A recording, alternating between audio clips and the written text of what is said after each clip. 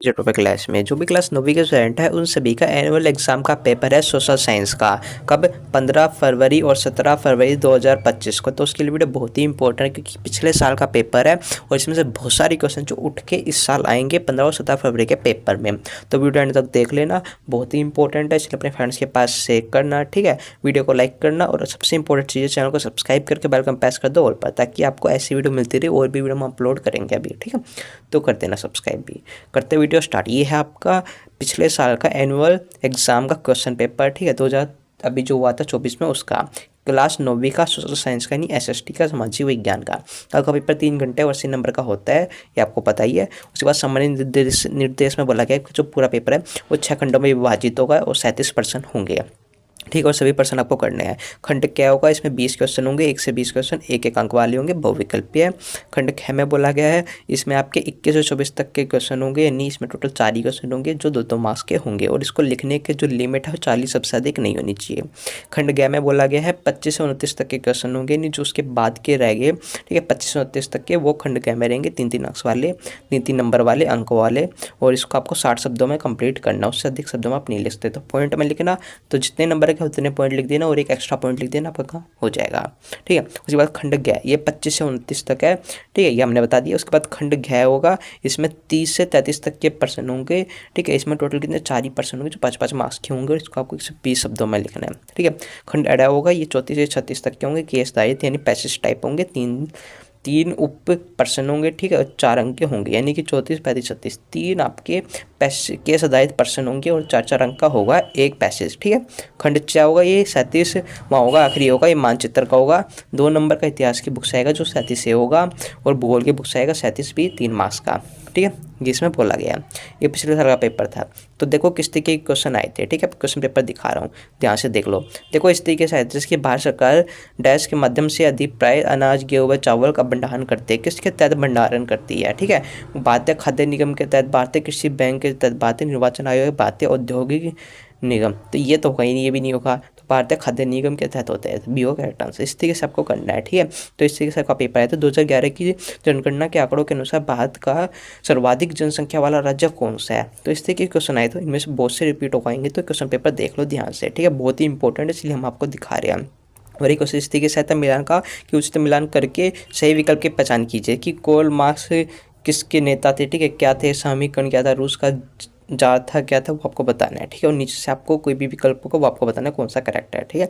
इस तरीके का पेपर आया था। जैसे कि निम्न में से कौन सा कथन महात्मा गांधी राष्ट्रीय ग्रामीण रोजगार गारंटी अधिनियम यानी मनरेगा 2005 के संदर्भ में सही है, ठीक है। कम से कम 100 दिनों के लिए रोजगार सुनिश्चित किया जाता है, ठीक है, 90 दिन के लिए होता है। 1/3 रोजगार महिलाओं के लिए आरक्षित है, या शहरी क्षेत्रों के लिए रोजगार को सुनिश्चित करता है। तो कौन सा करता है मनरेगा का, इस तरीके का क्वेश्चन आएगा, ये इंपॉर्टेंट है, ठीक है। फ्रांसीसी क्रांति से संबंधित निम्नलिखित घटनाओं को कलम जैसे तो काल क्रम अनुसार लगाइए, यानी कि क्रम में लगाना है, ठीक है। तो क्रम में सबसे पहले क्या आएगा, उसके बाद क्या, उसके बाद क्या, उसके बाद क्या, इस तरीके से आपको लगाना है। उसके बाद यहाँ पे आप देख सकते हो उसके इस तरीके से आएगा। उसके बाद 8वां, इसमें गलत मिलान की पहचान करनी, कौन सा गलत है। और ये देखते मानचित्र, ये आपका सैंपल पेपर में था, सैंपल पेपर से उठ के आया हुआ है, ठीक है। उसके बाद 9वां एक क्वेश्चन इस तरीके से विकथन कारण बताएं। जैसे कि विकथन बोला गया है, एक लोकतांत्रिक सरकार चुनाव जीतने के लिए अपने अधिकार का दुरुपयोग कर सकती है, ठीक है, क्योंकि लोकतांत्रिक सरकार कानून और नागरिक अधिकार का आदर करती है। तो ये बात सही है कि लोकतांत्रिक सरकार होती है, यहाँ पे लोगों का तंत्र होता है, लोग को सरकार को चुनते हैं, इसमें कानून और नागरिक अधिकार होते हैं। लेकिन यह लोकतंत्र सरकार, ये तो बोला गया एक लोकतांत्रिक सरकार चुनाव जीतने के लिए अपने अधिकारों का दुरुपयोग कर सकती है, ठीक है। मैं बताना कौन सा सही है कौन सा गलत है। इस तरीके से अभिकथन कारण वाले होंगे और आपको बताना कि अभिकथन सही है कि नहीं, कारण सही है कि नहीं, ठीक है। उसके बाद 10वां क्वेश्चन ये भी अभिकथन वाला होगा। जैसे कि भारत का क्षेत्रफल विश्व के कुल भौगोलिक क्षेत्र का 2.4% है, क्योंकि भारत की जो स्थलीय सीमा होती है 15,200 किलोमीटर है। तो क्या ये सही है, दूसरे को सही रूप से परिभाषित कर रहे हैं कि नहीं, वो बताना है। तो इसी तरह के क्वेश्चन आएंगे, ध्यान से देख लो। जैसे ये हरित क्रांति खाद्यान्नों में भारत की आत्मनिर्भरता के लक्ष्य का एक साधन था, ठीक है, क्योंकि हरित क्रांति ने भारत में खाद्य उत्पाद को बढ़ाने में मदद की थी। तो क्या ये सही है, एक दूसरे को सही रूप से परिभाषित कर रही है, ये सारी चीज़ें आपको पूछी जाएगी, ठीक है। इसी तरीके का यहाँ पे देख सकते हो, ठीक है। तो इस तरीके का पूरा पेपर था। भारत में किस प्रकार की जलवायु है वो बतानी है, मानसून है, भूमध्य है, उष्णकटिबंधीय है, टुंडा है, कौन सी है, तो मानसूनी है। इस तरीके से होगा। निम्न में से किस अधिकार को डॉक्टर भीमराव अम्बेडकर ने संविधान की आत्मा व हृदय की संज्ञा दी है, कि आत्मा व हृदय की संज्ञा दी हुई है, ठीक, किसको दी हुई है, तो स्वतंत्रता का अधिकार, समानता का अधिकार कौन सा है वो आपको बताना है। तो इसी तरीके के क्वेश्चन आएंगे, ठीक है। जैसे कि तो 116 क्वेश्चन है, इसमें मिलान करने का आया था। जिसकी प्रथम विश्व युद्ध कब आरंभ हुआ था, ठीक है। हिटलर जर्मन के चांसलर कब बने, वायसराय की संधि कब हुई थी, ठीक है। ये है प्रथम विश्व युद्ध की समाप्ति कब हुई, ये आएगा। इस तरीके से थे, ठीक है। तो आपको बस मिलान करके बताना है कौन सा किसका क्या होगा और यहाँ पे बताना है, ठीक है। इस तरीके से होगा। मुझे बता कर देख सकते हैं। ये रहा नेल्सन मंडेला द्वारा लिखित आत्मकथा का शीर्षक क्या था, ठीक है। आपको शीर्षक बताना है, इसलिए लॉन्ग वॉक टू फ्रीडम था बी, ठीक है। इसका आंसर मैं बता दूं, नेल्सन मंडेला का था लॉन्ग वॉक टू फ्रीडम, ठीक है, फ्रीडम। ये आप क्लास 10th में पढ़ोगे, इंग्लिश की बुक में 2nd चैप्टर होगा आपका, ठीक है। अगले 10th में पढ़ोगे आप, इसलिए पहले बता दिया मैंने, ठीक है। उसके बाद है निम्न में से कौन सा कथन ये दक्कन के पठार से संबंधित में सही है, यानी जो दक्कन का पठार होता है उसके संदर्भ में सही है, इनमें कौन सा वो आपको बताना है, ठीक है। बताना केवल 2, 1, 3 में से कौन सा करेक्ट है। इस तरीके का पेपर आपका आया था, तो अभी देख लो ताकि आपको ये पता चल सके किस तरीके का आया था। उसका खंड गया था जो आपके 2 नंबर के थे, उसमें देख दो मानसून की वापसी, ऋतु में कुवार की उमस क्या है वो आपको बतानी है, ठीक है। लोकसभा के अधिकारों का वर्णन करना, ऑप्शन में दिया है राज्यसभा के अधिकारों का, तो ये लोकसभा राज्यसभा 101% आएगा, तो रट लेना कि लोकसभा राज्यसभा के बारे में जो भी आपको पता है वो सारी चीज़ आप इसमें लिख सकते हैं अधिकार के बारे में, ठीक है। तो लोकसभा राज्यसभा इसके ऊपर कट जाने हो सकते हैं, इसमें अंतर भी पूछने के लिए आ जाए 2 नंबर के में, 3 नंबर के में, ठीक है। तो ये करके चल जाना 101% आएगा। उसके बाद 23वां, लुई 16 के राजरोहण के समय फ्रांस के आर्थिक हालातों का विश्लेषण कीजिए। लुई 16वां ये पक्का आएगा, ये भी क्वेश्चन है, इसको अंडरलाइन कर लो, ठीक है, लिख लो। ये बात 24वां देख सो दीर्घकालीन भुखमरी क्या आती है, दीर्घकालीन भुखमरी क्या आती है, दीर्घकालीन भुखमरी के लिए जिम्मेदार किस एक कारण का नाम बताइए, कौन सा कारण था, तो 1 नंबर का ये, 1 नंबर का यहाँ पे देख सो 2 नंबर, इस तरीके से आएंगे, ठीक है। उसमें खंड गया होगा जो लघु तरीय प्रश्न होगा, नहीं ज़्यादा थोड़े लंबे आंसर लिखने पड़ेंगे, 3-3 नंबर के होंगे, ठीक है। 15 नंबर का होगा, 25वें से स्टार्ट है। तो यहाँ पे देख सकते हो ये भी इंपॉर्टेंट क्वेश्चन है, 101% आएगा, देख लो। वायसराय की संधि के प्रमुख प्रावधानों का वर्णन कीजिए, नहीं वायसराय संधि का आपका पक्का है कि वायसराय संधि क्यों की गई थी, ठीक है, किस लिए की गई थी वो पूछने का, 3 नंबर का है।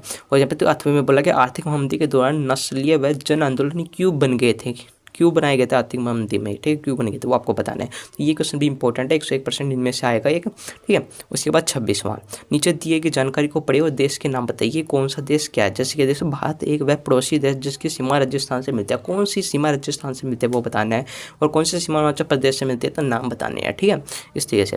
और भारतीय संविधान के बुनियादी मूल्यों का वर्णन कीजिए, तो भारत का जो संविधान है 101% आएगा, 3 नंबर के में लिख कर ले लो, ठीक है। तो ये आपका इस तरीके से आए थे, ठीक है। और उसके बाद दोस्तों मानव संसाधन के विकास के बिना देश का विकास असंभव है, कथन की विवेचना कीजिए, यानी मानव संसाधन है उसके विकास के लिए देश का विकास असंभव है, यानी जब मानव संसाधन का ही विकास नहीं होगा तो देश का विकास ही नहीं हो पाएगा, वो असंभव है, इसके बारे में आपको बताना है, ठीक है, ये होगा। और हमारे खाद्य सुरक्षा की आवश्यकता क्या होती है, ये भी सबसे इंपॉर्टेंट है, ये भी आपका आएगा 101%, ठीक है।